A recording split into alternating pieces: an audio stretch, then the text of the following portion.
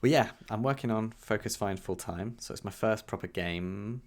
Very strangely went back to the university which I graduated from, and I gave a couple of lecture talks and spoke to the students there. I used to feel really bad for the like the associate producers and like the AAA scene. Man, they just live in spreadsheets. And that leads me on to this article that I found from The Guardian, how Cool. a video game has revolutionized the way farmers are buying tractors. The CMA, quote unquote, has said it no longer believes that Microsoft's proposed acquisition of Activision Blizzard will significantly reduce competition in the console market space. Why I chose Game Pass, No More Robots talks about growing their audience for Let's Build a Zoo. It's validation, isn't it? If you get if you are on Game Pass, that's basically saying this game is to a certain standard that you can rest assured that it's good enough to be picked up by people like Xbox. It's quite if you're harassing people because other people are getting harassed, then you kind of like you're a part of the problem at that point.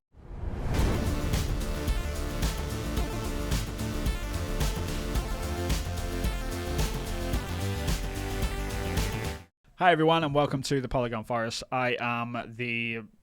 We need to come up with a new intro. Like, what can we say? Game dev. We're just both game devs now, right? Yeah.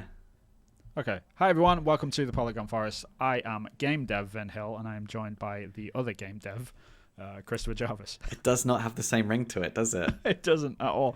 It sounds so flat now. Yeah. We really need to come up with a new intro, but we will. But anyway, thank you very much, everyone, for joining us. It's been a bit of a weird week for me personally, and we've also got like a lot of gaming news to talk about. Chris, what are we actually talking about today, man? Microsoft Activision Blizzard acquisition. There's some news from this part of the world in the UK. Farming simulator, changing the way farmers buy tractors. And Mike Rowe's done his latest GDC talk that's going on this week. GDC. At GDC, and it's about Game Pass. Why he chooses to use Game Pass, and the article discusses whether or not it cannibalizes sales or not. But Cool. We can talk about what Vin's been up to, because he's been up to some really fun shenanigans by the sound of it. I have. So last Thursday and Friday, like if any of them are watching this, then anyway for life, baby, sort of thing. So last week I very strangely went back to the university which I graduated from, and I gave a couple of lecture talks and spoke to the students there, sort of giving them some disillusionment about what's the word? Crushing their spirit, I think. Yeah, disillusioning. There's a word there I can't get out. Disillusioned? Disillusioned. Is there a process version of that? Like to disillusion someone? Yeah, never mind. Anyway, yeah, I'm doing that basically. Yeah. I was crushing some dreams. Yeah. So I'm telling them about the reality of concept art and what it's really like. Yeah, it was strange being on that side of the fence, because me and Chris, like for people that don't know, me and Chris actually met at university. We were on the same course, and so he's from NUA as well in Norwich, and so it's really bizarre to be on that side of the fence. You know what I mean? Yeah. Because we were just like, yeah. Just standing there in front of the screen while the students are looking back at you. It was very backwards, but yeah, hell of a lot of fun though. Yeah, and it's grown since we went as well, I think.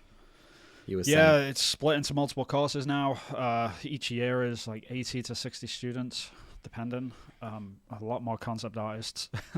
When I was there was probably like 5 of them in our year. Yeah, if I remember not right. many. Yeah, that's true. Yeah. Yeah, I remember me and Sam Westall, and Sam Ollie as well. Other Sam.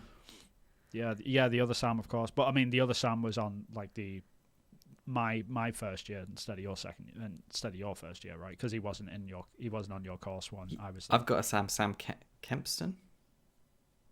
Oh, okay. So there's two. That's a different multiple Sam. Sams. Yeah. Okay, 3 Sams. Stop calling your kids Sam. There's too many of yours. It was just a lot of fun. It was very strange to be on that side of the fence and sort of talk to them and give them advice, and it made me realize like how far like stuff has changed like over the past sort of 10 years for me personally, like in terms of like my career and stuff. But it feels like I left uni like last year still. Yeah, it does. And some days like you'd walk into that building, and like on Thursday when I walked in, I was like, oh yeah, like what time is it? Well, have we got a lecture soon? It's like, oh wait, no, no, that's not how this is going. Yeah. Wow. Very, very strange, bizarre, but yeah, ton of fun. I had a great time. Lot of talented students. saw a handful of portfolios that were just like, absolutely, these kids are going to be fine. Like but portfolios are way better than mine. Than mine was, sorry, like at their stage, you know what I mean? Yeah. So like, the fact that you have learned well. I have nothing left to teach you. You are ready. There was a couple of them like that, man. Yeah. It was hard. Like, some of them came up to me for advice, and I'm sort of, pointing out little bits of detail because it's like I got nothing for you, kid. Like, this stuff's awesome. Like, you're gonna be fine. Yeah. I didn't say that to them because you can't you can't allow them to have that big of an ego when they walk out, right? But there were a couple of them that was just like, yeah, you're absolutely fine. Yeah. So yeah. Nice. Oh, nice. Very good. Yeah, you should do it one day when you finished your wonderful game. Well, yeah, I'm working on Focus Find full time, so it's my first proper game. How's that going, by the way? Yeah, it's going well. I've redone the narrative, so you helped me redo the narrative. It's now, and interesting that I came to this this realization when I was actually remarketing the idea of the game, looking back over the Steam page, wishlist on Steam, that it is now changed at its core. It's now a narrative game. It used to be a puzzle platformer game that explored the stages of grief.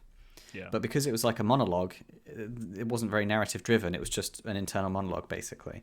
And now that it's got multiple characters and it's a thriller. So it's got intrigue and mystery, and it's a thriller narrative. So that is the genre. So the genre has changed. And so that's been done. And then just going back to the grey boxing area, redesigning some extra mechanics to add because we've got Matt working on it on the programming side of things. So whatever I can think of doesn't have to be limited by, can I code it? Is there a good tutorial available online? Because before that was the metric as to whether or not I put it into the game.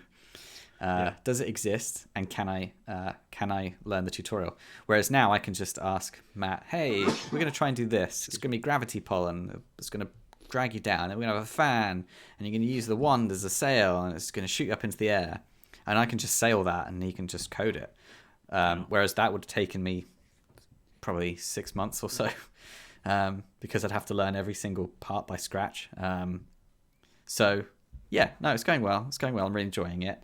Good.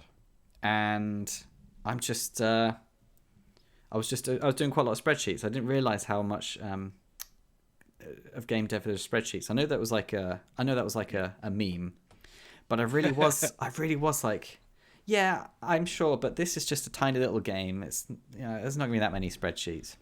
Sure. Oh man, spreadsheets. It's like, but it's so helpful. Like, now that I've got everything on spreadsheets, it's so damn helpful. Like, literally mapping out the mechanics as they are introduced, at what stage, what the level is, how it ties into the narrative, and having that all in one big spreadsheet was actually super helpful, but super time consuming. Like, half a day just on filling out a spreadsheet and thinking about levels. Yeah. Yeah, I used to feel really bad for the the associate producers in like the AAA scene. Man, they just live in spreadsheets. And I used to look at them and be like, I'd really like to be an associate producer. And then you find out what they actually do, which is just a lot of spreadsheets, a lot of making sure that stuff's getting done, ticking that stuff off of spreadsheets.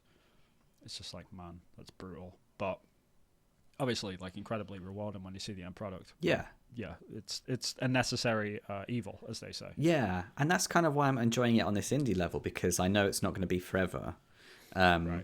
And once I've done that, I can reap the benefits of it. So I'm really looking forward to actually getting in there and mapping out the levels and referring back to spreadsheets that I've built for myself. I'm like, thanks, past Chris. You've really helped me with this level design. Good job.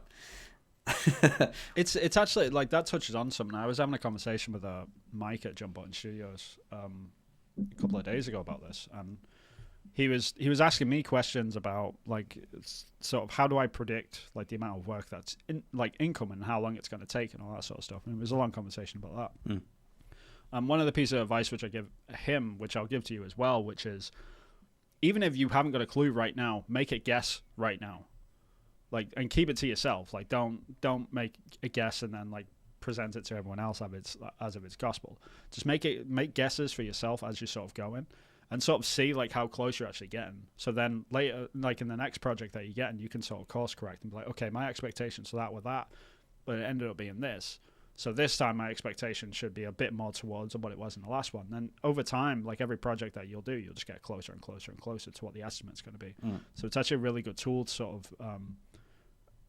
sort of like make yourself guess, so you can get closer and closer to that answer as time goes by, you know. Yeah. But if you don't make that guess right now, then you'll never course correct to ever adjust to it, you know. So all you're ever going to be doing is constantly be in the dark if you don't make them guesses now, in a weird way. Do you know what I mean? Yeah.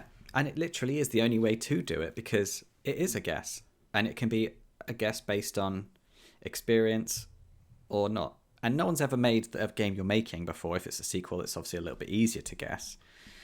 Sure. But yeah, I think that's really good advice, and you helped me come up with the milestones for Focus Find. So we'll see. It's good, because then I can get all the blame when it all messes up. Exactly. So I didn't have to make that guess. So thank you. So if it doesn't release Q1 next year, you're in trouble then. Yep. Story of my life. And we can't talk about what you're working on at Jump Button Studio yet, can we? No, not yet. It will be.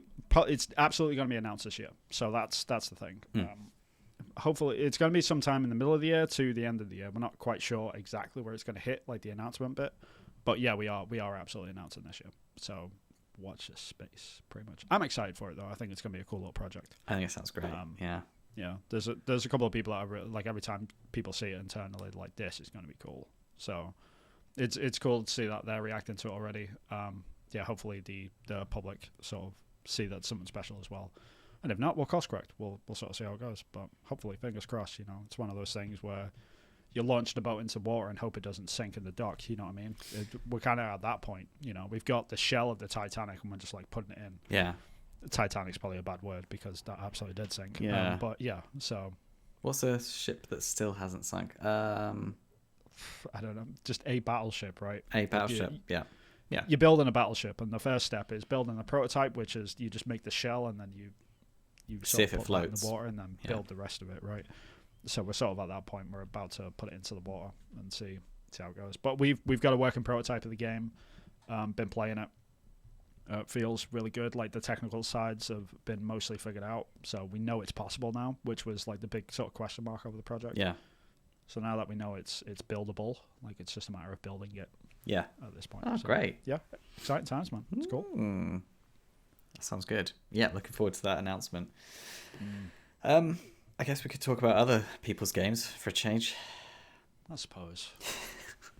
Have you played many farming simulators, Vin? No, but I have watched a lot of Clarkson's Farm. Same. Yeah. And I think that is about the same. I've tried Farming Simulator, but then it starts being like, okay, you need to choose the right drill to sow your wheat, and it's just like, what the fuck am I even? What is this? Like, this isn't a game. This is a job. But like, this isn't fun. Farmers would know exactly. They wouldn't even need to check. Right. So. Bananas. But yeah, my yeah, it's limited. Like, I've played farming sims, as in not farming sims, but yeah, they are farming sims, like Stardew Valley and stuff like that. I like that sort of stuff. I like the casual farming sims. But the hardcore farming simulators, man, they blow my mind. And it's one of those things I used to scoff at and laugh at. Yeah. But over the years, it's just gotten bigger and bigger and bigger, and so many people play them things now. Yeah. They're huge, and they're so accurate. And that leads me on to this article that I found from The Guardian, how a video game has revolutionized the way farmers are buying tractors. Now, again, it's a newspaper, so that's not exactly true. The video game isn't influencing the way farmers are buying tractors. Well, I guess it is. Basically, the article's saying farming simulator back in the day wasn't very big, wasn't very popular. They would approach farming companies that did manufactured tractors and trailers and farming equipment, and they weren't interested. But they've been going for so long, and it's gotten so good that now companies are launching their products based on when the new farming simulator game is coming out. And they're having to choose what is the best company to use and what is their products to use for the game that's going to best serve their players of a piece of entertainment. I love this. I think this is great. Like I don't like. Yeah, I know life imitating art and art imitating life and all that sort of stuff. Like quite literally, the fourth wall is being broken here. But how funny is that? Yeah, it's just mad. And when you think about it, like the power of games can have on an industry just by choosing the subject matter. It's like we're just going to choose farming to be this video game. We're going to have a simulator, and it's going to be about farming. And then what is it, like a decade later, people's conversations revolve around when to release farming equipment, and I need to contact this company. We need to make sure this piece of farming equipment is in the next version of Farming Simulator. We need to get those conversations going now. You know, we want the exposure. We want people to see how good this piece of equipment is. Yeah, it's the thing that I love about it, and it's I bet it's a realization that just came up across the companies at some point. Not because the game's gotten popular. Well, it is a little bit to do that, but there must have been this realization one day. It's like before the game really kicked off, they probably had more farmers playing the game than they did like the general players. Yeah. Because to go into a game like that with all the knowledge of farming, it must have been so much easier to pick up, right? Yeah. It's like, oh yeah, I need to get my drill. I need to get I need to drill all of the fields. I've got 15 fields, so I need to figure out how to like cultivate those and really, turn the soil before I drill and stuff. So they know all of this information. And the freedom. It's like, oh, I'd love to be able to plant this, and now I can. Yeah. But also using it as a training tool as well, right? Because if you're a farmer and you're like, okay, I've never drilled this before. I've never put this in the ground. Like, I wonder what that cycle is like. Let's try it out in Farming Simulator, and then I can sort of get a feel for it and sort of like settle as if the farm was mine, like my own farm, right? So if you've got 10 acres, if you've got like 10 fields out, and you're like, okay, I'll set up a farm with 10 fields, and I'll put all the stuff that I've normally got now, and just remove one of them and change that to something which I haven't got, and just try like rape for a year, right? And they're just going through it, and it's like, yeah, that actually worked out. That actually lined up with what I sort of had in mind. So like next year, I'm gonna drill rape. Like that was a weird sentence, but it's accurate so far. Well, you actually said the sentence, I'm gonna try rape for a year. But I didn't correct you. Well, you know what I'm. Yeah, I know what you mean. Rapeseed. It's a thing. Yeah. Anyway, moving on. I think it's our biggest export, actually. Chris, stop. Wait, no. You're just digging. You're just digging now, mate. Anyway. Oh my god. I know this is just getting worse and worse. That's not okay. Yeah. So I can imagine it started out as that. I can imagine it started out as like the farmers were just using it to experiment with, and then you've got like the general sort of public starting to get an interest in it. Yeah. In general, or the people on the outside of farming that really would like to start farming, but they've never had the money to do it, and so they've already got the interest and the knowledge. So it just probably grew from that and then grew outwards. And the game got better over time as well, didn't it? So it's made it more of a valuable prospect. Exactly. So now they've obviously hit this. They've hit this point where there's way more people that have never touched a farm in their life that are playing this game than there are actual farmers. And people that are playing this game and starting to get into farming because of the game. So the opposite is starting to happen now, right? Yeah. And if that's happened, then that's why these manufacturing companies are like, okay, we want people's first farm equipment to be ours. Yeah. So that's why we're so they get really used to, like the John Deere tractors or whatever, like the bright green and yellow things. It's really sad that I know all this, but thank you, Clarkson. I really appreciate it, man. So like if you're that person playing in the game and you get used to a certain type of equipment in the game, and then you actually move off and buy your own farm for whatever reason, you get some inheritance or whatever, like the first sort of things. Well, you know what? I really like that equipment in that game, and I already know it. You know how to do it. You know the brand, right? So then you're going to go out and buy it. So it absolutely makes sense. Yeah. And it's fascinating that it's finally like come full circle and it's actually done that now, Well, it's interesting how, like, back in the day, there was always racing games. Like, as soon as video games have been old enough, there's been like Ridge Racer and stuff. And now, simulation games, like, there is a place for racing simulator games in the racing world, like Formula One. Yeah, I think the difference is that a racing simulator is like, yeah, it's great, like having a racing simulator and going around on the track in a car and stuff and going in a race. Like it's great for a video game because like most people don't have access to that. Yeah. It's not a matter of you just getting enough money to get into that, because that's not how it works in racing. Right. But with Farming Simulator and Power Wash Simulator and Lawnmower Simulator, all these like these are all things that someone could actually get into. on a very, very small level. You know what I mean? Yeah. I'm not saying anyone can just No go one out can and buy a a farm tractor. tomorrow. Yeah. But if you like inherited like a little bit of money and you had one field, right? Like there's really that's scalable downwards as well as upwards. So you could get into that, right? And it's not like the only barrier that you've really got there is money. Whereas the racing simulator like takes a lot more than just money. It takes like a lot of experience and opportunity and like being able to get in on a track and also like not crash the first car that you got just because you threw a load of money at it. And talent. Like it's a lot, talent as well. That's obviously a thing. But with all these other simulators that have sort of come about over the years, they've got it's fascinating. It's really weird, like how it's sort of that. You know, we're always saying to people, you know what, like kids playing Call of Duty, I'm going to turn around and just go and buy a gun and start shooting people or whatever, right? Like people that are worried about video game violence, but then we actually see the opposite more than anything, which is the nice, calm, wholesome games like Farming Simulator. They're the things that people are actually going off to do. Yeah, they're like, oh, I want to do hilarious. that. Yeah. I think I'll go. It's great. That should be the counter argument if it ever comes up in Congress again. It's like, well, let me tell you a story about Farming Simulator. Yeah, you know, that should be the counter argument. Yeah, or like those wholesome Nintendo games, and I'm gonna go plant some trees and harvest some oranges and build a little shack. It's like I love this. Heck yeah. So that's what's been happening in the news. What else has been happening in the news? Oh yeah, the big one. The Microsoft, Activision, Blizzard have got some new news, but you know a bit more about this, don't you, Vin?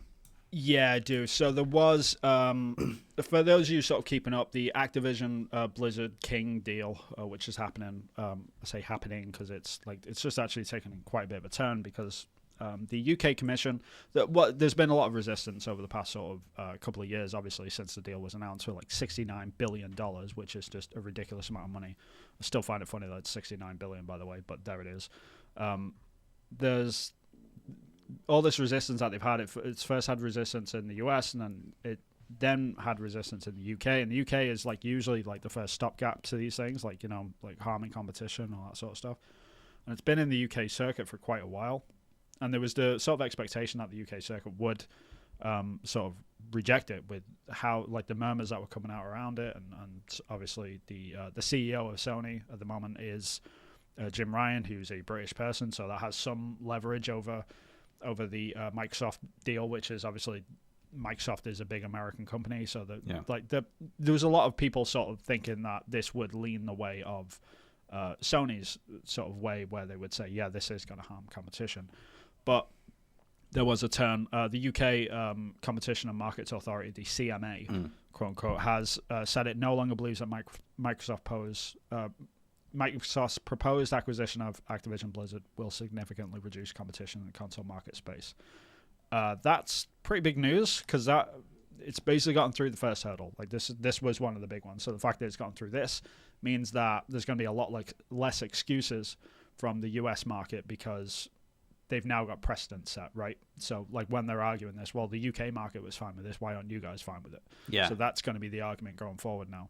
And the reason why the CMA were okay with it and why they believe that it wouldn't affect it is purely down to Call of Duty, because it is the biggest selling video game every year. It's at the top of the list every single year. Yeah. And the reason why is because they've crunched the numbers as well, and with Microsoft saying, no, we're going to keep Call of Duty on rival platforms because it really makes no sense to us to take it off there. Yeah. Because we're actually due to lose a lot more money by taking it off PlayStation and keeping it exclusive. People aren't going to go out and buy enough Xboxes or sign up to Game Pass enough to be able to sort of make up the money that they would lose from taking it away from PlayStation. The CMA went away, crunched those numbers, and with these deals that Microsoft have been putting in, the 10-year sort of rivalry deals, saying, yeah, we're going to keep Call of Duty on rival platforms such as Sony, they basically concluded, like, yeah, what Microsoft have said is right. Like this, yeah, like this, they would lose more money by doing that, so it makes no sense for them to do that. So therefore, competition is still going to be there because Call of Duty is still going to be on Sony PlayStation. So are they playing the long game? Do they think that Call of Duty is still going to be around in another decade, and they're betting that the one in the decade is going to be huge, and it's going to be the one that's going to launch like the Xbox? I don't even know where we are with Xboxes because it's easier with PlayStations. Yeah, no number system. No number system. Yeah, the Xbox 15 degrees. I don't know. The next two consoles along, which might not even be a console, might be just a streaming service. I'm betting right now, like prediction time, it's going to be based on a temperature next time. 352 degrees. Yeah, I think so. Centigrade. Oh no, they're going to get that to that. My genuine prediction is that the next Xbox is just going to be called the Xbox. That's it. Ugh. Yeah. And the PlayStation's still going to be the PlayStation 6 because they can't stop now. They're all in now. Yeah. They're done. Yeah. That's always been the problem because there's always been one more PlayStation than Xbox because the Xbox came out at the same time as the PS2. They can never catch up. So they can't go to a numbered version because if always it came out behind. as the Xbox 5, then PlayStation would be like, well, we're PlayStation 6. 6 is better than 5. Yeah. Like that would just be the marketing campaign. So that's why they've done it. Yeah. So I feel bad for them, but they've dug this hole now. The only thing that they can really do is bring out like 3 Xboxes in a year just to get ahead of them. I was just going to say, just bring out three tiny little things that do nothing, and so they can catch up number-wise. Exactly, yeah. I mean, the Xbox Series X and the Xbox Series S, I guess, do achieve it. Yeah, anyway, it's semantics. But basically, the CMA have sort of turned around and said, yeah, this is cool with us to go forward. Like, it's not really going to affect the market anymore. And I mean, I don't really blame the CMA. I'm not for or against the acquisition at this point. I'm really not. Yeah. Like, it's going to hurt people, but it's also going to benefit a lot of companies as well. So it's a very, very grey issue. Anyone that is, like, all in on any one side is sort of like, yeah, you kind of don't know what you're talking about. It's all the way anyway, because it's absolutely going to help some people and it's going to hurt others. Like, that is just the deal of it at this point. There's nothing wrong with having those opinions as well, obviously. But yeah, I agree with the CMA's decision, but I don't necessarily agree with the deal. Does that make sense?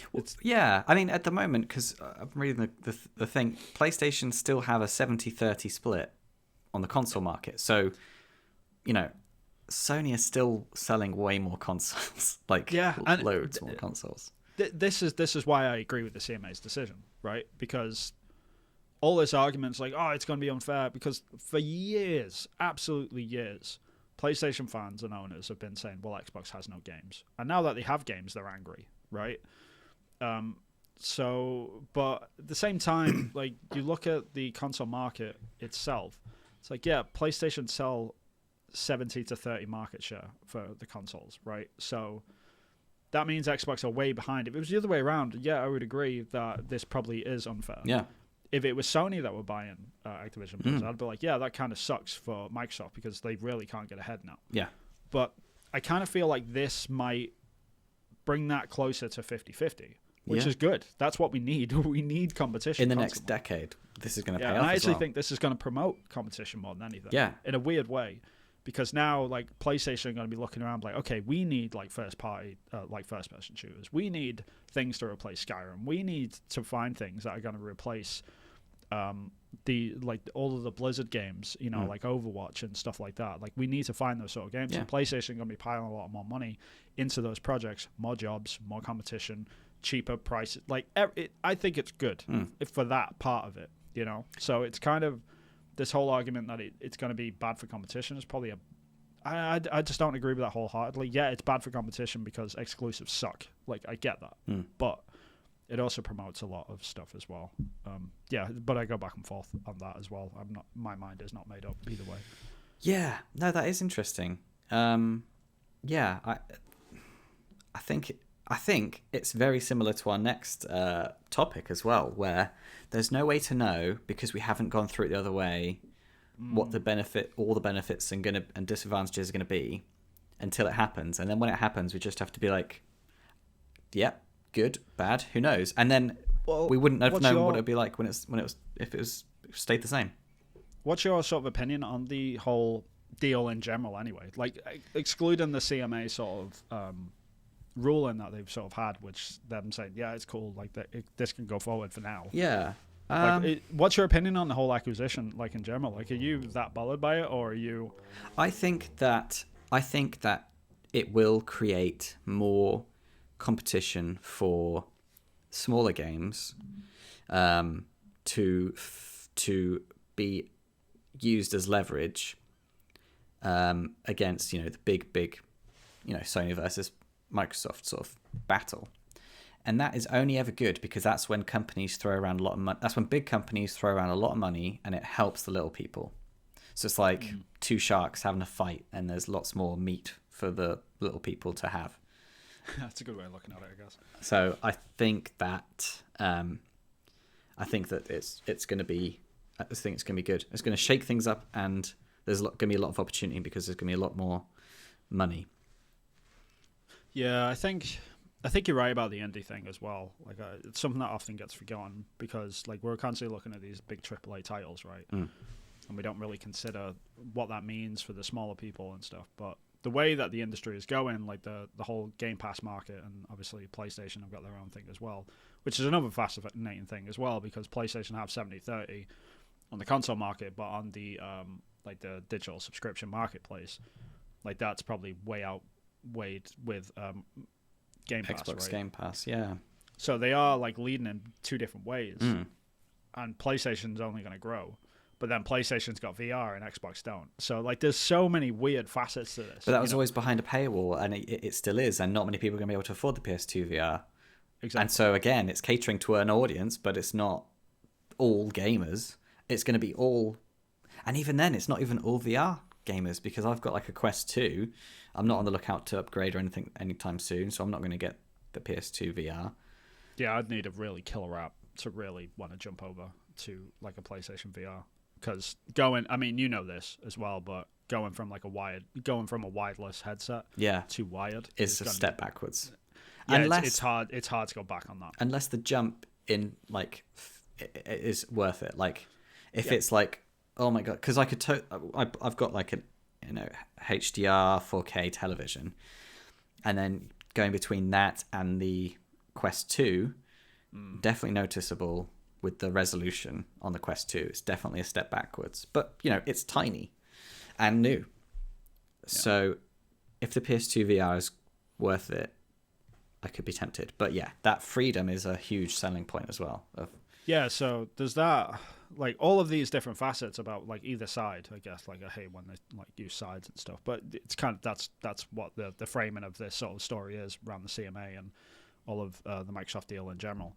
But all of these like big things, like the one thing which is a relatively a quote unquote cheap sort of way to get one up on each other constantly, is them sort of weekly releases, what they've got coming out on those platforms like Game Pass, right? So like on Game Pass we have games coming out, and it's always good to see like 5 to 10 games on there that are brand new, that are exclusive to those platforms. And even though they're not big blockbusters, they are just that little, that bit of an FU to like either side constantly. Yeah. That's going up against each other. Ignore like the big things. So, and that's good for indies because it's sort of that, that there's a lot of money being thrown around to get indies in onto those platforms, onto those deals, which is great for them because these teams are a lot smaller. They don't need as much thrown at them. It's relatively cheap, quote unquote, for the big console manufacturers to sort of throw money at this stuff, So it's kind of a good thing for indies, especially. Like I think it really, really helps them out. Yeah, I'm really we're hopeful. We want to get our games on consoles. Nice. That's the plan, isn't it? Microsoft, if you're, we really like you, Microsoft. I'm just saying. Like, if you can send us an email if you really wanted to. Focus Find, anyway. We could get that on the console. That'd be cool. Yeah. Yep.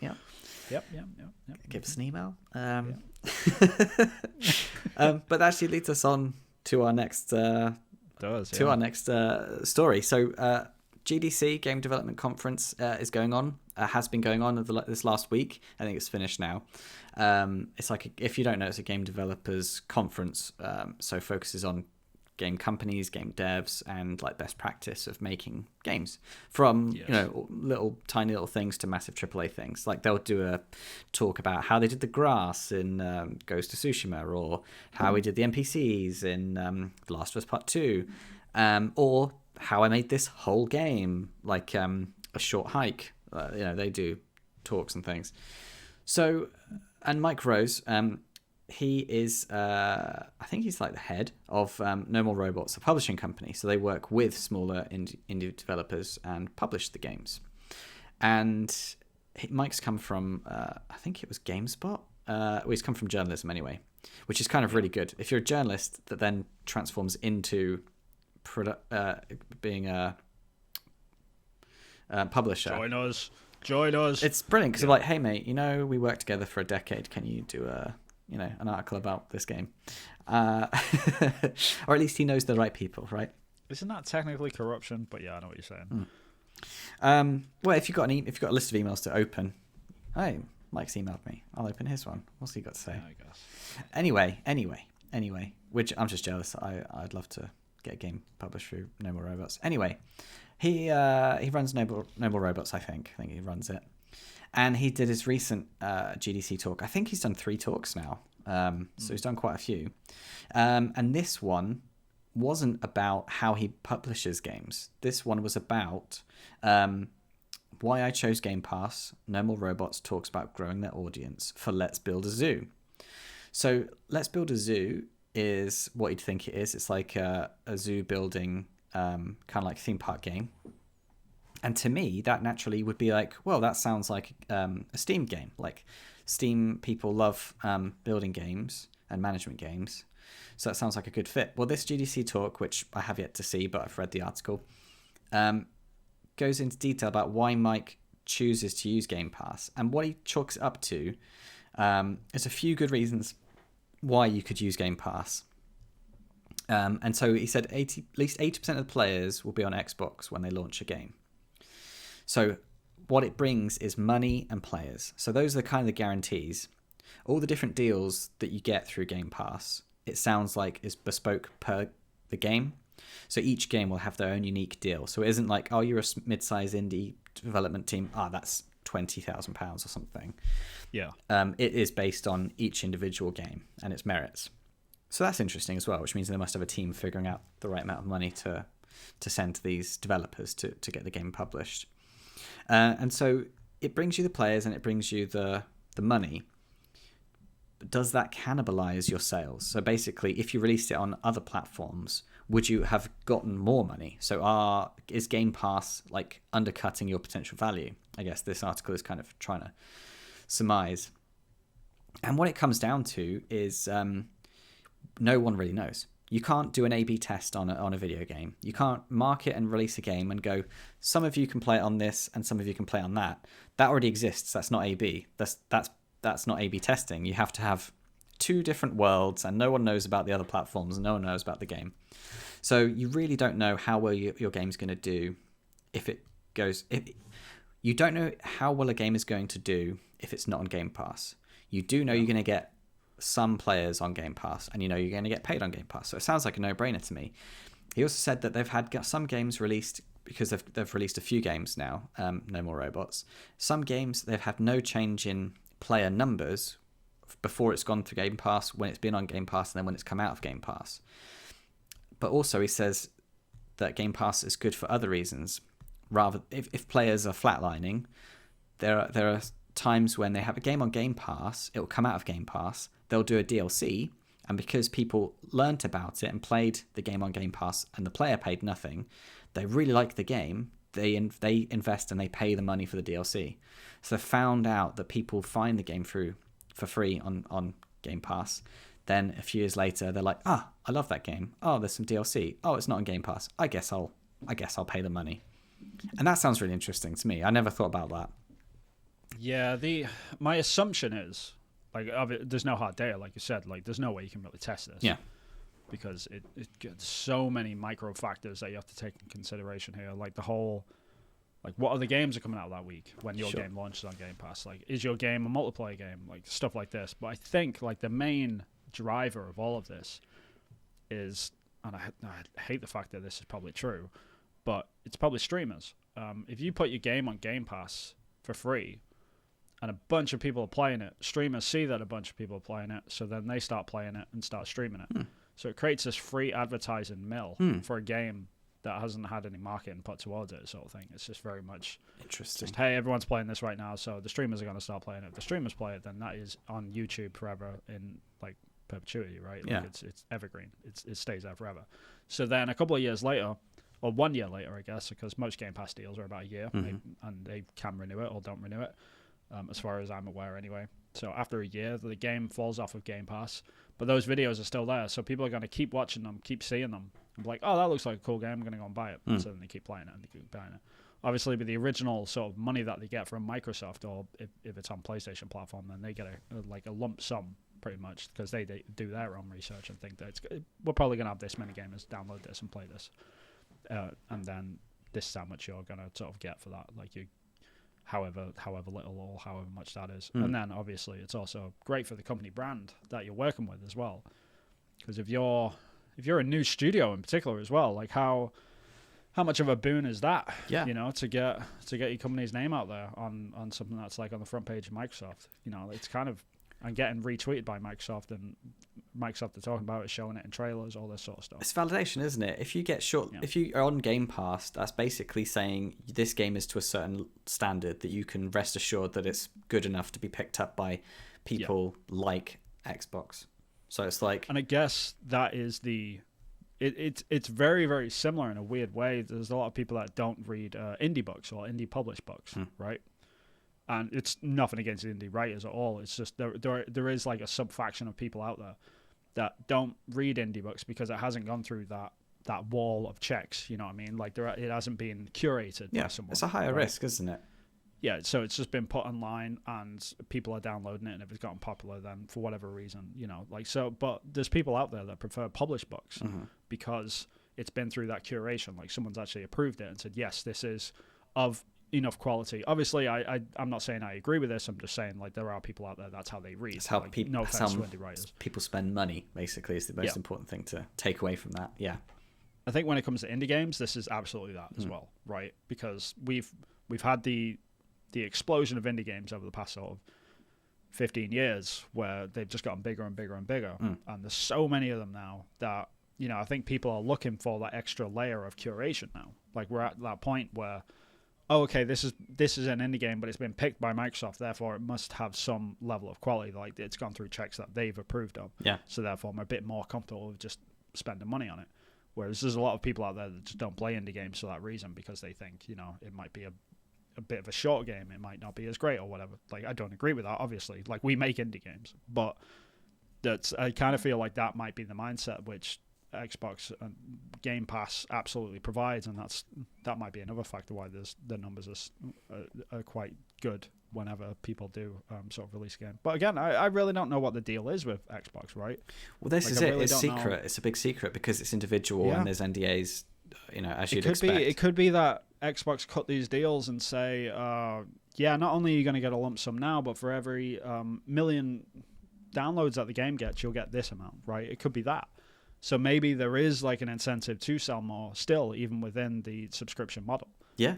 And God knows, I wouldn't even have a clue, but I would hope it was something like that. But and it seems like as well, games are going down this kind of like they're going down this subscription-based narrative where, and also especially with player culture, there's this player culture whether games are dead or still alive, and it's based on a few factors, like if they're updating the game, if they're fixing bugs, if they're releasing new content, and then also if there's players playing it. So it seems like you need to have all of that happening for players to consider it worthy of playing because they think it's alive. But it's almost like a status. It's almost like a status symbol. I hate it. Like when it's a product. When I see that, create a product, we've all release a product. Right? The product's finished. Like it's good. Yeah. You know, there's something to be said for something that's finished well.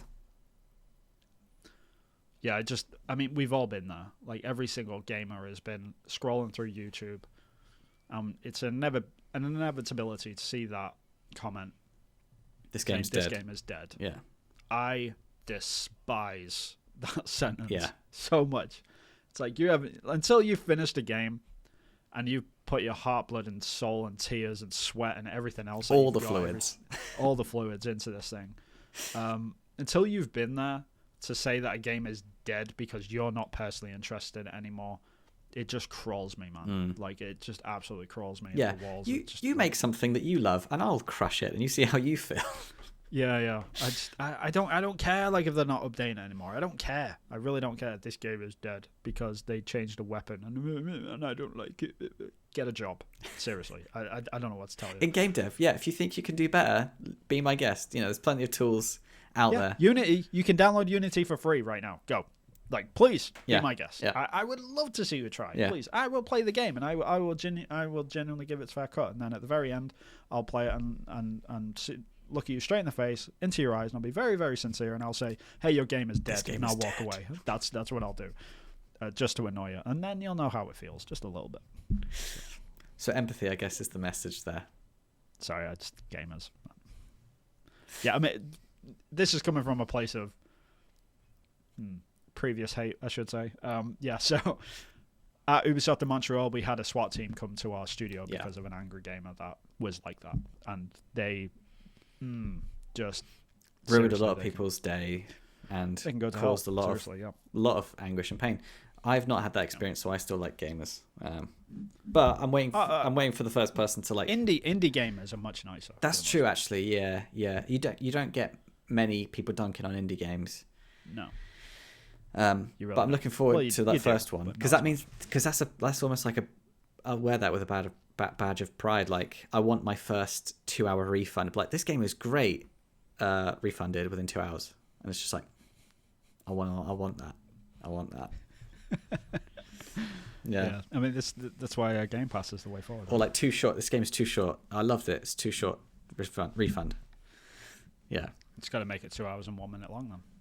I was looking at that, and I was thinking about how to time the narrative to see whether or not there's any twists that come up at the 2-hour mark that we can. Steam needs to change that policy. They really do. Like, it's stupid. Like, why is there not like some form of? It's beloved though. A point of no return. You know what I mean? Like, there should be like halfway through the game or something.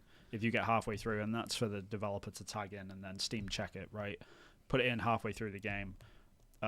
Pop-up box kicks in. It's like, this is a point of no return. If you're not satisfied with the game, get a refund now. If not, then please proceed. No. This is the point where you can no longer refund the game. Do you wish to proceed? Something like that. What it needs to be is, it needs to be more like psychology.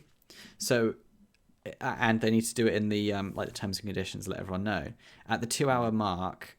They'd be like, "Are you enjoying this game?" And it's yes or no. And if you tick yes, you're not eligible for a refund because you've paid for and are enjoying the experience you've paid for. Yeah, but if you do that, like, as soon as they figure out that system, right, it's just going to become common knowledge. They're always going to say no matter what. That's true. You can't. Right. Yeah, that's true. Yeah. And every game is going to get slammed in reviews. Even if everyone likes it, everyone's going to say no just in case they don't. Just in case they do want to try and get a refund. That's interesting. Stuff like That'd be another indie apocalypse, wouldn't it? I've just created an indie apocalypse. Bad idea. Bad idea. I take it back. Very bad idea. Don't do it, Chris. This is it. I try to play to people's best, Yeah, but like, people don't have the best intentions. No. That's the problem. Like, a lot of people do, but it only takes one to really like figure that out, that loophole, and then that's it. Like, that's how it's going to be forever now. Which is like, kids are just going to be getting refunds in every game because of that. But I don't know. It's for Steam to figure out. But it is. But then, is it like the pirating? Is it like the pirating paradox? Like, they would never have paid the game. They would never have played the game if they didn't have a 2-hour get out clause. Yeah, I don't agree with that. No, I mean, I agree with that to an extent. Like, I don't agree with the whole idea that a game at full price, absolutely. Right, there are people out there that are so broke that they can't afford a $60 game or a $70 game in this day and age, right? Can't afford a $70 game, so they pirate the game. Would they have paid $70 for that game? Probably not, because they just don't have the money for it. Yeah. However, in 3 years' time, when that game is on sale for $10, would they have bought it then? Maybe. And that $10 could have gone to the developer.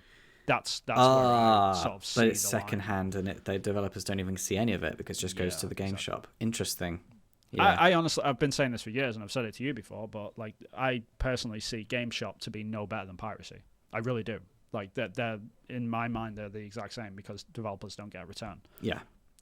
When a game gets traded in. So the fact that brick and mortar places are going, I'm kind of like, see ya. It was going to happen. Yeah. Do not care. I've got no sympathy for that whatsoever. Yeah, it sucks that people are going to lose their job, like retailers, people actually working. Yes. But in terms of the companies, it doesn't affect the game developer's bottom line at all. If anything, it's a cost alleviated from production, right? For manufacturing the actual discs. We've seen it. Yeah. I mean, go and look at the returns, like how much money like the games industry has been making, like more over the past 10 years. Like, the number of gamers that we've gained versus the amount of money that we're getting, there's definitely like a disparity between that, and we're actually seeing more money come in relative to the more people that are coming in. Right. So that means that more people are buying games directly from these stores, which means like brick and mortar places are going away.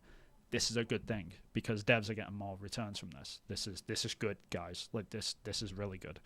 So I'm kind of glad that it is going that way to an extent. It's a conversation which isn't really brought up enough, and people are like, oh, it's sad to see game in the UK go away. Oh, it's sad to see like EB Games disappear. It's like, it is true. It is sad, but it is. Like, it's sad to not be able to go to a place.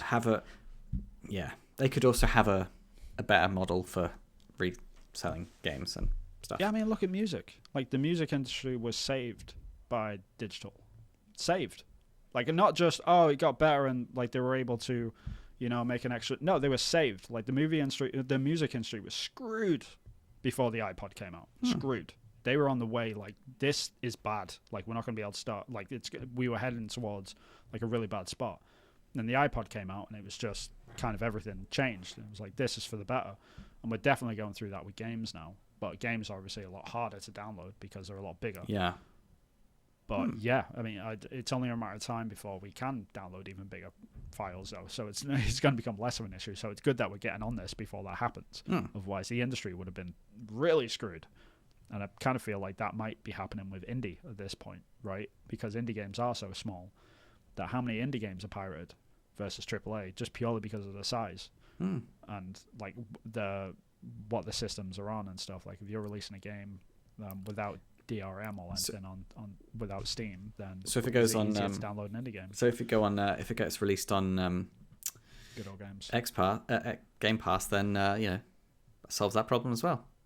Yeah, exactly, and that brings it back, right? This is another story about how Game Pass is a good thing for the most part for me. I think it's the best thing for indie anyway. Yeah, and it's great for competition, and PlayStation needs to be playing catch up to get some of that pie. And as indie games get bigger, because I think there has been a trend about indie games getting bigger, like they're starting to become like household names as well. Some of the good, famous indie games. Yeah, they're not even indie anymore. That's the funny thing. Yeah, like half of them. we need to reword it. It should be small game. Small. Yeah, team. it's funny. Like whenever someone talks about Devolver Digital, Devolver Digital, the publisher of indie games. It's like that is such an oxymoron. Like, just as nobody stopped to think about that for 1 second. Yeah. Wait a minute, a publisher of indie games? Like how is that? What? It's so weird. It's so weird. It's bizarre. Yeah. Speaking of indie though, Blasphemous 2 just got announced. God, I can't wait for that game. I can't wait. It's going to be so good. I don't know that one. I'll have to Google Blasphemous it. is awesome. It's such a great Metroidvania. Souls-like indie game, side-scroll. It's so good. Absolutely amazing. Made by Team 17. I really can't wait for the sequel. It's going to be incredible. I'm sure. Like I don't even like they haven't even shown anything. They just showed me a logo with number 2 on it, and I was just like punching the air. It's like, yes, nice. Like if they announce a Death's Door 2 tomorrow, that'll be it. That'll sort of sort my year out. Oh, actually, yeah, that would be pretty cool. Yeah. What have you? I mean, those guys don't release games for like 10 years at a time, like 5 years at a time, though. So I'm not expecting anything anytime soon. Fair enough. Yeah. What have you been playing? I finished a game today. Actually. No. Yeah. Can you believe it? I can't. Can you actually believe that? Do you know what? This is actually probably going to get another discussion talk. How often do I finish games now? Hardly ever. Oh yeah, welcome to Indie Dev. Yeah, I play a lot of games. I've been playing more games, but finishing less. Yeah, I've been kind of going through that. What did you finish? I finished Sekiro for the first time ever. Actually, like I kept putting it off because I really didn't like Sekiro that much. I still think it's one of the weaker Souls games. But yeah, I finished it off today, and I finally killed Ishin and that guy. Oh, like people that played Sekiro are just like nodding right now. It's like, yeah, screw Ishin. The last boss in that game is just a pain in the ass. He's just incredibly hard and annoying. So yeah, I'm glad that he's out of the way. But yeah, ticked it off, finished it off. Yeah, fun game. It was very much a Souls game. It goes on the list of like finished Souls games now, which is nice because it's been one that I've been wanting to get around to for years. So yeah, all done and dusted. Nice.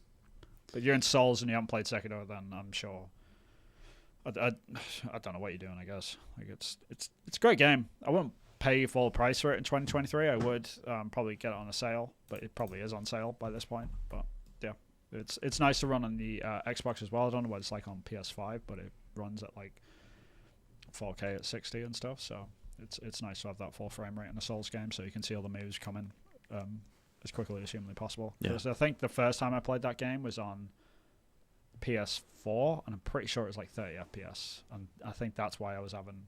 I'm not normally like an FPS snob, but I think that was the one game that actually sort of affected me a little bit because of that. Yeah, because you need to see the animations incoming, and when you get like an extra frame in between, when it's double the frame rate, you get that like maybe microsecond of realization of what attack is coming sooner. So just having that sort of little bit of an advantage there definitely helps. But I don't know. Yeah, fun game now. I had a blast with it. How about yourself? You've been playing anything? I've been playing loads. I've been playing Super Meat Boy. Doing your research. Doing my research for mechanics for Focus Find. Is it helping? Like no. Yeah, so I don't mean like for mechanics. I mean like in terms of like how the mechanics are paced out and how it introduces mechanics to the player. Yes and no. I'm learning. Yes, it's useful. Yes. Yeah. It's useful. It's not like this is what not to do. It's useful in identifying what effect certain features have. Got you. For knowledge of whether or not you implement that or not. So I'm not saying, this is what not to do, because I don't want my game to be as hard as Super Meat Boy. No, of course, yeah. But something along those lines. In the nicest possible dev way, yes. It's helping me. I think the thing which I remember from Super Meat Boy the most is just how it introduces mechanics in terms of, like, it doesn't tell you how to do anything inherently. You keep saying, you've said that, and I need to pick this up with you, and I don't want to embarrass you, but they do have a display. They have you press this way, and then you press X. Sure, but I mean, like, in terms of what you how to solve the thing. Yeah, I see. Like on just to give a peek behind the curtain, it's like the whole part of like the first part of Super Meat Boy. Yeah, it teaches you how to jump. It's like press this button to jump, and then you jump over. But then you have to learn how to do a run and jump, and then you can't progress until you just do that. And it sort of forces you through situations where it forces you to pick up the puzzles without it inherently directing the way too much. You know what I mean? It will beat you over the head until you learn the mechanic when it's teaching you a mechanic. Yes, and you will fail unless you can, comfortably recreate the mechanic. Yes, the one thing I want to say, like, the first original version didn't have any tutorial. Maybe it didn't, because this is a really updated version. They might have updated that. Yeah, like I'm starting to think back now, because I could have sworn they didn't even have that. I'd be curious. Or if it's just like my memory, the game is just living in the land of nostalgia or whatever. Well, it is blink and you miss it. It does it, but it's there. So maybe, and this is it. This is it. Maybe it's doing its job really well in that you forgot that, and your experience was really good. Yeah. Oh well. Anyway, what else? Either way, it's good. I recommend it. I haven't got a bad word to say about it. Gears 5, just to get my narrative fix again. Oh, okay. And yeah, there's things I like about it and things I don't like about it, but it's Gears, man. But it's just so polished, it just works. Yeah, I remember playing Gears 1 to 3. I loved Gears 1 to 3, and then when 4 and 5 came out, like, they just got. The story doesn't hit as hard. The story doesn't hit as hard, and there's some.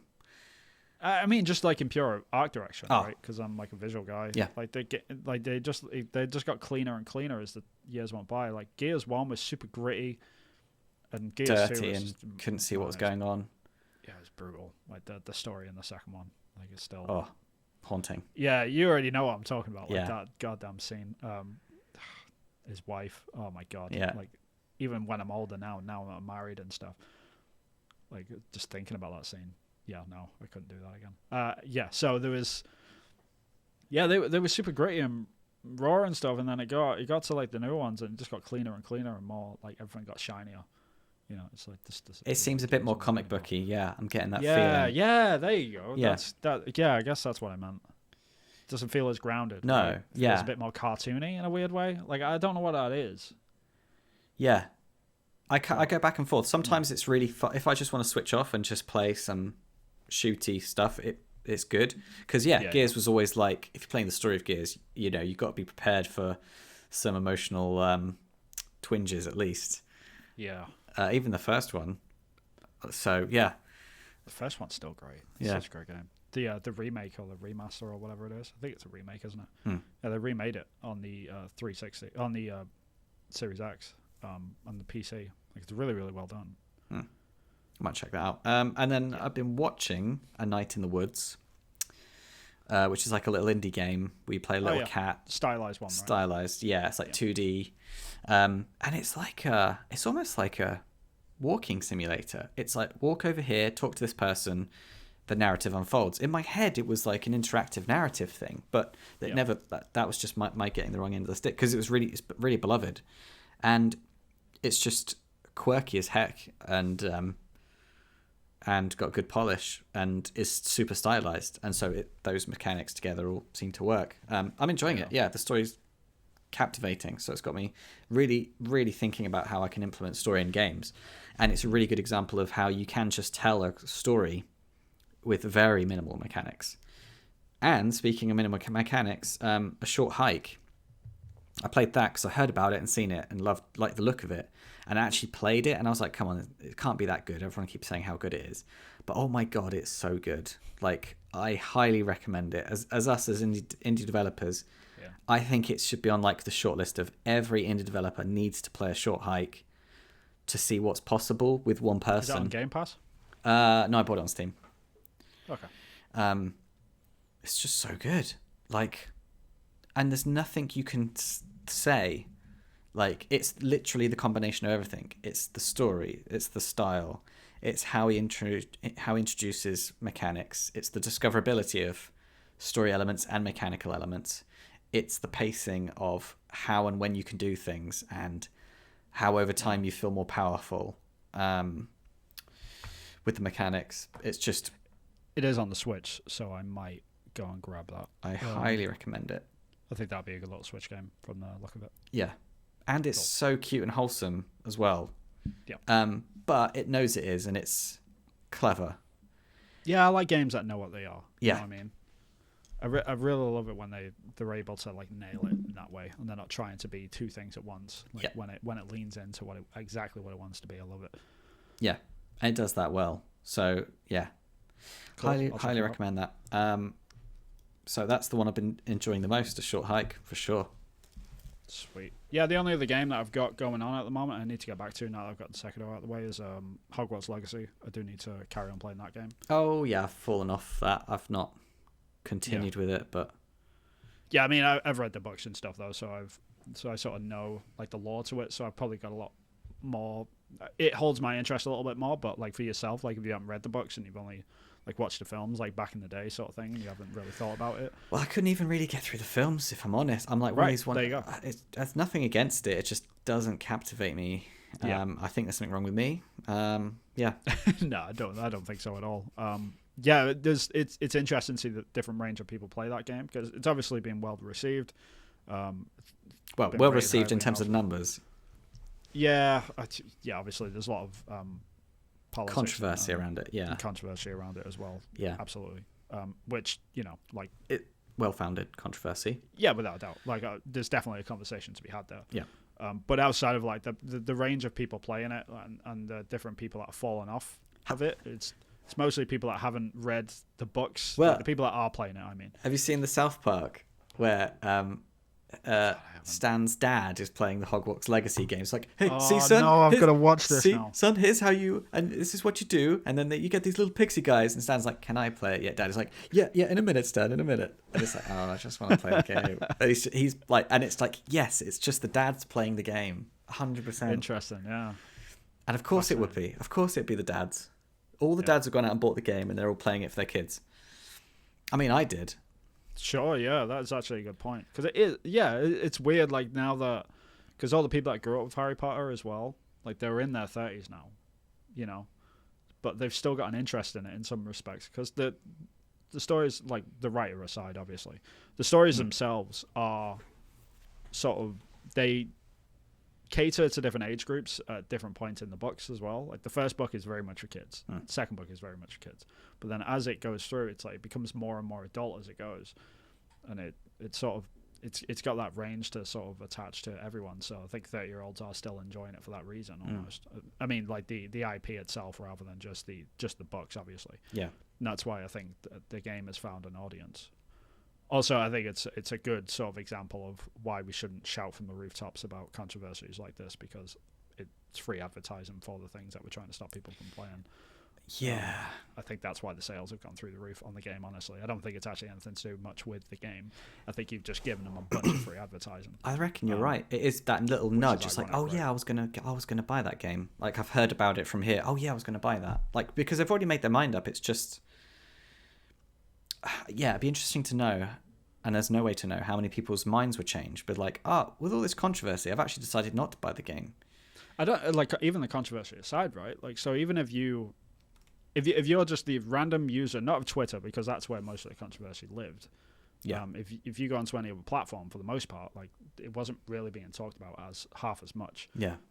So if it's getting kicked up on Twitter and like other algorithms are looking at Twitter and saying, hey, this game's really popular because everyone's talking about it, right?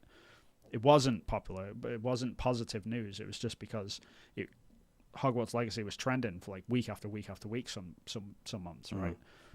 And then other platforms sort of probably see that and they're like, okay, cool, let's kick up these adverts because they want to see more Hogwarts Legacy because they're talking about it and seeing it. Right? Enraging the people.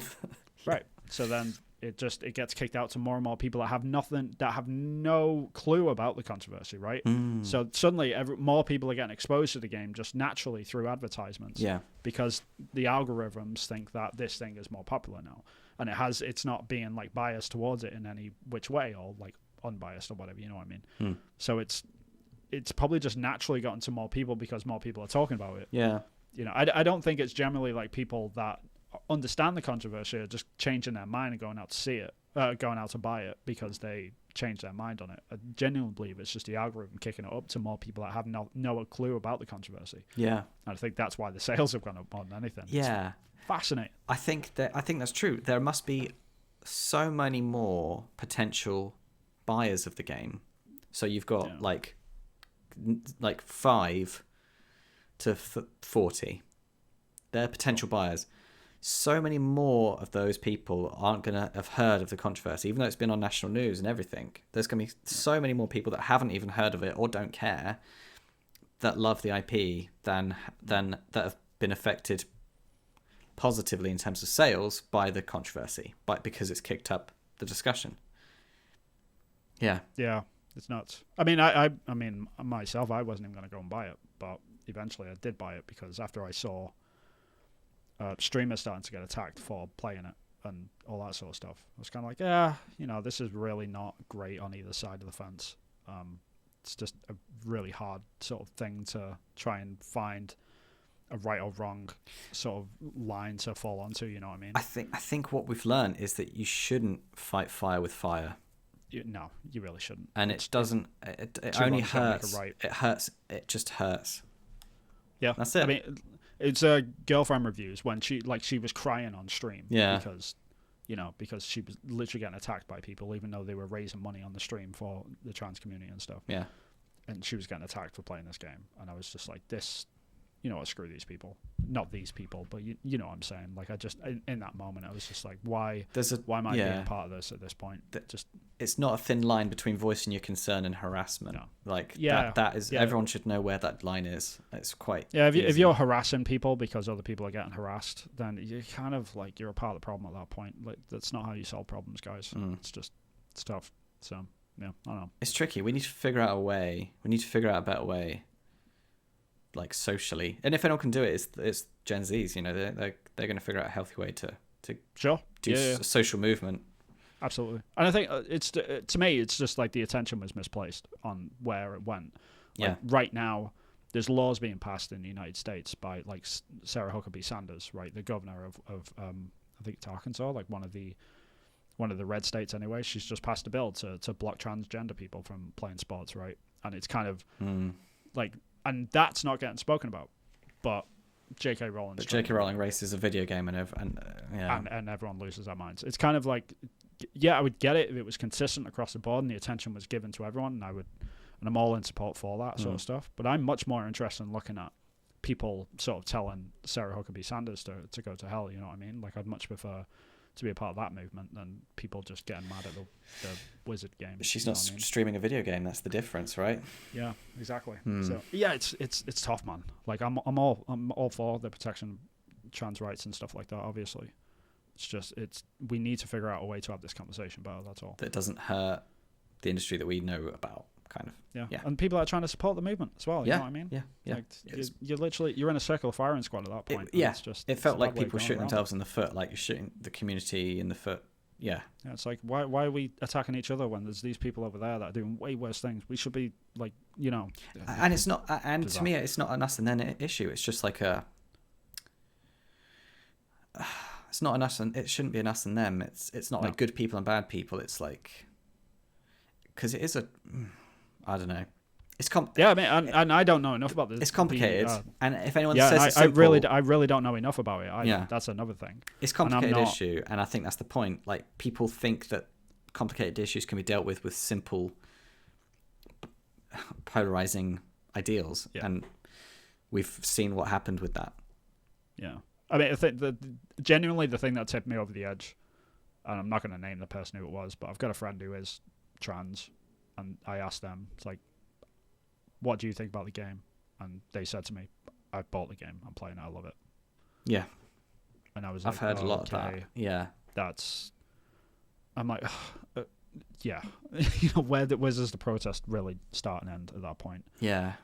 And I know people might get angry at that statement and say, well, they're just a one-off or something. And maybe it was, but like, I can only go off my personal life and the people I personally know, and sort of ask them, and if they've given me their opinion, then like that's what I'm going to go off, I guess. Yeah, that's 100% of conversation. Yeah, that's 100 because it's like 0.2% of the population, so that's 100% of your experience with the community. Yeah, it's bizarre. It's hard, man. That game was a hard thing to sort of maneuver around and really understand, but all that stripped away. I mean, the game's quite fun, you know what I mean, for the most part. Like, that's what I was trying to get at. Like all the controversy aside, like, it is quite a fun game. And it sort of goes back to the voices, like growing up with the box and stuff. The voice is just not annoying you. No. Have you come across Hugo from Plague's Tale? No. He is. He runs like the Fight Club, which I think is hilarious. That they have. Oh wait, yeah, I have seen that game. Yeah. He runs the Fight Club, and it's Hugo. Is that actually Hugo? Well, I swear it must be the same character, the same fair enough. Voice artist. Because I was just literally playing Plague's Tale Requiem and then played Harry Potter, and I was like, Hugo, what are you doing in a wizard in Fight Club? Yeah, I'm waiting because my wife's coming over from the United States in like 2 days. I'm waiting for her to come back before I play Plague's Tale. Because she really wants to watch that as well. So. It's a good watching one as well. Yeah, it's a good backseat game. She really liked the first one. Watching it. So. Oh yeah. Although I did have a conversation with her the other day just to sort of close this out, and we're like an hour and 15 in. Okay. But yeah, she called me up and she was like, "I want to learn how to play Elden Ring," and I was like, "What? Where the hell did that come from?" She's like, "Yeah, I was watching you play it for like 100 hours, and you gave me that controller at one time, and like I didn't jokingly do this. It was just like she was curious, sneeze. And I was like, do you want to try and play this and try and beat this one enemy that's sort of right next to the like the campfire or whatever, like the little checkpoints?" And she was like, "Yeah, I'll have a crack at it." And she just went at it like 15 times in a row. I kept killing her, and she finally killed it, and she was just like punching the air, just like, "Yeah, screw you, buddy." And she was telling me like that dopamine hit that she got, she was something triggered inside of her. It's like now she really wants to play the rest of the game. Like, she keeps seeing it and people keep talking about it, and I was like, "All right, well, we'll set you up and we'll get you going." Nice. So I think I might have started something. Girlfriend, wife reviews. Wife reviews. There we go. Wife streaming. Wait, no, that is a good point. Like, about girlfriend reviews. Can they ever get married now? It's going to ruin their brand, right? I think they are married now, aren't they? Oh, are they? Oh, okay. Or at least they're definitely engaged. But Yeah. Fiance reviews. Fiance reviews. Doesn't have the same ring, does it? No. But wife streaming is the wrong. You get the wrong sort of traffic if Wife streaming. Anyway, there's too many innuendos on this show, man. Anyway, yeah, we are perpetual children. We apologize, but we are going to close it out there. Yes. But yeah, thank you very much for joining us, guys, as always. Chris, where can people find you, man? So if you Google Acrylic Pixel, I'm on YouTube, Twitter, Instagram, TikTok, all the things. And I'll just be promoting my game Focus Find for the foreseeable until it's out, probably. So I'm going to annoy you with that. Where can we find you, Vin? Same as always, at Hillthought Games on Twitter, TikTok, and all the other places. You can wishlist my game on Steam called Long Gone. It's going to be a long way off. Yep. When it happens, it's going to be gone. There's a joke in there somewhere. Anyway, but yeah, if you want to find me, just search Hillthought Games, and you'll see me floating around the internet. But yeah, cool little pixel art zombie game. Please wishlist. Makes indie devs very, very happy when you wishlist our games, because it impacts how much money we get. It absolutely does. It sort of hits the algorithm, and when the game gets released, it sort of dictates where the game is going to be on the Steam page. So it actually really, really does help. Like, we're not just doing it for fun. It genuinely helps. So yeah, please do that. But yeah, until next time, I guess. Thank you very much for watching. Please like, comment, subscribe, all that sort of good stuff. Tell a friend. If you don't like watching our faces, that is very, very understandable. You can find our podcast on any of your favorite podcast streaming services, Spotify, all that sort of good stuff. So, leave a review. Yeah. Please leave a review, comment, all that sort of good stuff. Until next time. Bye-bye. Do I seem more intelligent to you now? Absolutely not. It actually makes you sound worse, because you've actually got a faster reaction time. So the fact that you're still just as slow, it just makes it 10 times worse. Oh.